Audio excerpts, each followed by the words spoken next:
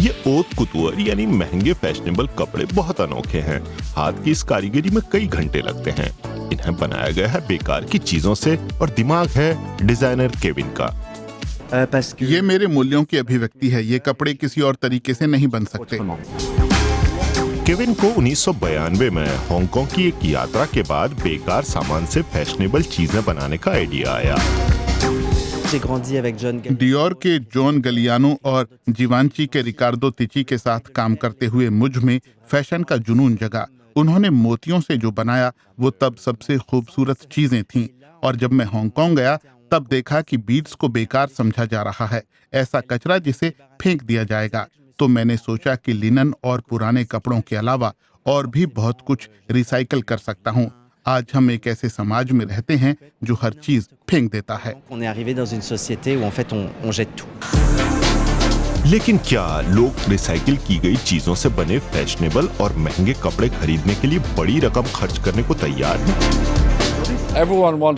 हर कोई बहुत सावधानी से बोलना चाहता है। हो सकता है हर अरबपति ना चाहता हो, लेकिन ये कहना कि वो रिसाइकलिंग, अपसाइकलिंग और सस्टेनेबिलिटी में हिस्सा ले रहे हैं, ये चीज कि आप ये कह सकते हैं कि मेरे पास इस तरह की कुतूर ड्रेस है, ये स्टाइल की दुनिया में अनूठी बात है। उनके खरीदारों में सुपरस्टार भी शामिल हैं, जैसे अमेरिकी गायिका Taylor Swift, German model Heidi Klum और ब्राजील की एक्ट्रेस जेसिका कायान। इससे साबित होता है कि ओत कुतूर सस्टेनेबल हो सकता है और अलग अलग तरह की चीजें इस्तेमाल हो सकती हैं, और ये हमारी दुनिया और हमारे ग्रह के लिए बहुत अहम है। और जर्मनी ये चीजें बनाते हैं एकदम परफेक्ट। केविन पेरिस में फैशन की दुनिया के नए चहेते बन गए हैं।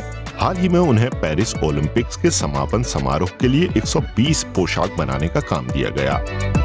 कौन सी चीज उन्हें औरों से अलग बनाती है? अपसाइक्लिंग, रिसाइकलिंग और कपड़े को नया रूप देना। स्ट्रीटवेयर और रेडीमेड कपड़ों में लोग ये चीजें करते रहे हैं, लेकिन कुतूर में किसी और ने ये नहीं किया।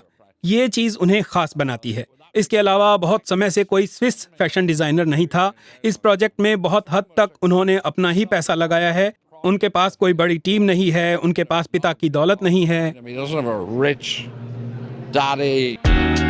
हालांकि उनका फैशन लेबल जर्मनी एक पारिवारिक व्यवसाय ही है। कई रिश्तेदार उनकी मदद करते हैं। उनकी दादी भी उनके कलेक्शनों के लिए बुनाई करती हैं।